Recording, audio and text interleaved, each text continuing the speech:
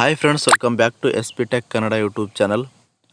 ವೀಕ್ಷಕರೇ, ಈ ಒಂದು ಹೊಸ ವರ್ಷಕ್ಕೆ ಹೊಸ ರೇಷನ್ ಕಾರ್ಡ್ಗೆ ಅರ್ಜಿ ಸಲ್ಲಿಸೋಕ್ಕೆ ಮತ್ತು ತಿದ್ದುಪಡಿ ಒಂದು ರೇಷನ್ ಕಾರ್ಡ್ಗೆ ಒಂದು ಅರ್ಜಿ ಸಲ್ಲಿಸೋಕ್ಕೆ ತಿದ್ದುಪಡಿಗಳನ್ನ ಎಲ್ಲ ಮಾಡಿಸ್ಕೊಳ್ಬೇಕು ಅಂತಿದ್ರೆ ಸೊ ಅಂಥವರಿಗೂ ಕೂಡ ಒಂದು ಗುಡ್ ನ್ಯೂಸ್ನ ಕೊಟ್ಟಿದೆ ಆಹಾರ ಇಲಾಖೆ ಕಡೆಯಿಂದ. ಆ ಒಂದು ಗುಡ್ ನ್ಯೂಸ್ ಏನು, ಸೊ ಹೊಸ ರೇಷನ್ ಕಾರ್ಡ್ ಮತ್ತು ಈ ಒಂದು ತಿದ್ದುಪಡಿಗಳನ್ನ ಮಾಡಿಸ್ಕೊಳ್ಳೋಕ್ಕೆ ಏನೆಲ್ಲ ಒಂದು ಅವಕಾಶನ ಕಲ್ಪಿಸಿ ಕೊಟ್ಟಿದ್ದಾರೆ ಅಂತ ಸಂಪೂರ್ಣವಾಗಿರ್ತಕ್ಕಂಥ ಮಾಹಿತಿನ ಈ ಒಂದು ವಿಡಿಯೋದಲ್ಲಿ ತಿಳಿಸ್ಕೊಡ್ತಾ ಇದ್ದೀನಿ. ಅದಕ್ಕಾಗಿ ಈ ಒಂದು ವಿಡಿಯೋನ ಎಲ್ಲರೂ ಕೂಡ ಕಡೆ ತನಕ ವಾಚ್ ಮಾಡಿ ಅಂತ ಹೇಳ್ತಾ,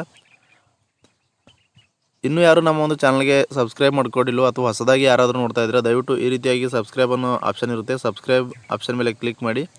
ಕ್ಲಿಕ್ ಮಾಡಿದ ನಂತರ ಮತ್ತೆ ಒಂದ್ಸರಿ ಆ ಒಂದು ಸಬ್ಸ್ಕ್ರೈಬ್ ಅನ್ನೋ ಆಪ್ಷನ್ ಮೇಲೆ ಕ್ಲಿಕ್ ಮಾಡಿ ಅಲ್ಲಿ ಆಲ್ ಅನ್ನೋ ಆಪ್ಷನ್ನ ಸೆಲೆಕ್ಟ್ ಮಾಡ್ಕೊಳ್ಳಿ. ಈ ರೀತಿ ಮಾಡೋದ್ರಿಂದ ಮುಂದೆ ನಾವು ಯಾವುದೇ ರೀತಿಯಾಗಿರ್ತಕ್ಕಂಥ ಒಂದು ಹೊಸ ರೇಷನ್ ಕಾರ್ಡ್ ಆಗಿರ್ಬೋದು ಮತ್ತು ಬೇರೆ ಯಾವುದೋ ಸರ್ಕಾರದ ಯೋಜನೆಗಳಾಗಿರ್ಬೋದು, ಈ ರೀತಿಯಾಗಿರ್ತಕ್ಕಂಥ ಹೊಸ ಮಾಹಿತಿಗಳು ನೀವು ಪಡಿಬೇಕಂತಂದರೆ ನಮ್ಮ ಒಂದು ಚಾನಲ್ನ ಸಬ್ಸ್ಕ್ರೈಬ್ ಮಾಡಿಕೊಂಡ್ರೆ ನಿಮಗೆ ನೋಟಿಫಿಕೇಷನ್ ಬರುತ್ತೆ. ಆ ಒಂದು ನೋಟಿಫಿಕೇಷನ್ ಕ್ಲಿಕ್ ಮಾಡೋ ಮುಖಾಂತರವಾಗಿ ಆ ಒಂದು ಎಲ್ಲ ಮಾಹಿತಿಗಳನ್ನ ನೀವು ತಿಳಿದುಕೊಳ್ಬೋದು ಅಂತ ಹೇಳ್ತಾ, ಬನ್ನಿ ವೀಕ್ಷಕರೇ ವಿಡಿಯೋನ ಶುರು ಮಾಡೋಣ.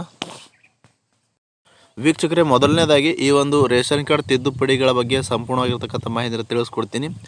ಈ ಹಿಂದೆ ವೀಕ್ಷಕರೇ ಡಿಸೆಂಬರ್ 31, 2024 ಕೊನೆಯ ದಿನಾಂಕದವರೆಗೆ ಈ ಒಂದು ರೇಷನ್ ಕಾರ್ಡ್ ತಿದ್ದುಪಡಿಗಳನ್ನು ಮಾಡಿಸ್ಕೊಳ್ಳೋಕ್ಕೆ ಅವಕಾಶನ ಕಲ್ಪಿಸಿಕೊಟ್ಟಿದ್ದರು. ಸೊ ಇವಾಗ ಏನು ಮಾಡಿದ್ದಾರಪ್ಪ ಅಂತಂದರೆ ಆ ಒಂದು ದಿನಾಂಕನೇ ಜನವರಿ 31ರವರೆಗೆ ಈ ಒಂದು ವಿಸ್ತರಣೆನ ಮಾಡಿದ್ದಾರೆ.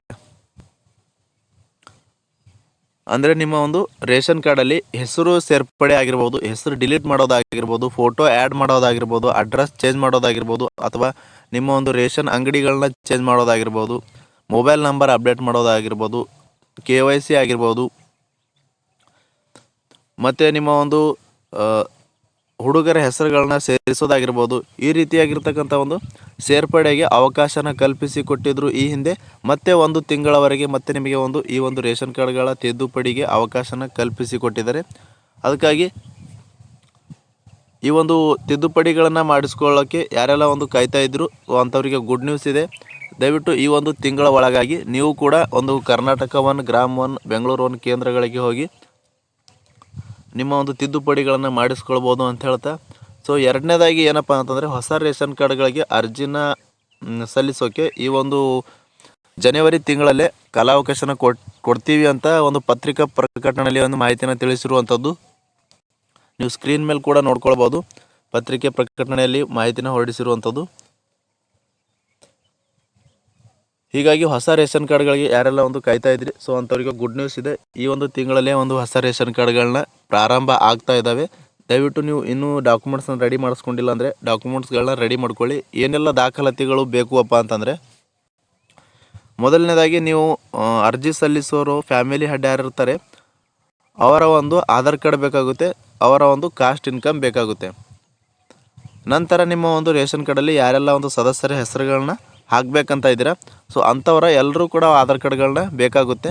ಜೊತೆಗೆ ಈ ರಿಜಿಸ್ಟ್ರೇಷನ್ ಅಂದರೆ ನಿಮಗೆ ಅರ್ಜಿ ಹಾಕೋಕ್ಕೆ ನಿಮಗೆ ಮೊಬೈಲ್ ನಂಬರ್ ಕೂಡ ಬರುತ್ತೆ, ಅದಕ್ಕೆ OTP ಬರುವಂಥದ್ದು. ನಂತರ ನಿಮ್ಮ ರೇಷನ್ ಕಾರ್ಡಲ್ಲಿ ಯಾರೆಲ್ಲ ಫ್ಯಾಮಿಲಿ ಹೆಡ್ ಇರ್ತಾರೆ ಅವರ ಥಂಬ್ ಕೂಡ ತೆಗೆದುಕೊಳ್ಳುವಂಥದ್ದು. ಇಷ್ಟು ದಾಖಲಾತಿಗಳಿದ್ದರೆ ನೀವು ಈ ಹೊಸ ರೇಷನ್ ಕಾರ್ಡ್, ಹೊಸ BPL ರೇಷನ್ ಕಾರ್ಡ್ಗೆ ಅರ್ಜಿಯನ್ನು ಸಲ್ಲಿಸಬಹುದಾಗಿರುತ್ತೆ ವೀಕ್ಷಕರೇ. ಮತ್ತು ಏನಪ್ಪ ಇನ್ನೊಂದು ಗುಡ್ ನ್ಯೂಸ್ ಅಪ್ಪ ಅಂತಂದರೆ, ನೀವು ಅರ್ಜಿ ಸಲ್ಲಿಸುವಾಗ ಇಂಪಾರ್ಟೆಂಟ್ ಮಾಹಿತಿ, ನೀವು ಅರ್ಜಿ ಸಲ್ಲಿಸಿದ ಮೇಲೆ ನಿಮಗೆ BPL ರೇಷನ್ ಕಾರ್ಡ್ಗೆ ಅರ್ಜಿ ಸಲ್ಲಿಸಿದ ಮೇಲೆ ನಿಮಗೆ ಅಕ್ಲಾಸ್ಮೆಂಟ್ನ ಕೊಡುವಂಥದ್ದು. ಆ ಅಕ್ಲಾಸ್ಮೆಂಟ್ನ ಇಟ್ಕೊಂಡು ಮತ್ತೆ ನೀವು ಅಪ್ರೂವಲ್ ಮಾಡಿಸ್ಬೇಕಾಗುತ್ತೆ. ಅಪ್ರೂವಲ್ ಯಾವಾಗ ಬಿಡುತ್ತಾರೆ ಆವಾಗ ನಿಮ್ಮ ಅಪ್ರೂವಲ್ ಆದ ನಂತರ ನಿಮಗೆ ಹೊಸ ರೇಷನ್ ಕಾರ್ಡ್ ಸಿಗುವಂಥದ್ದು.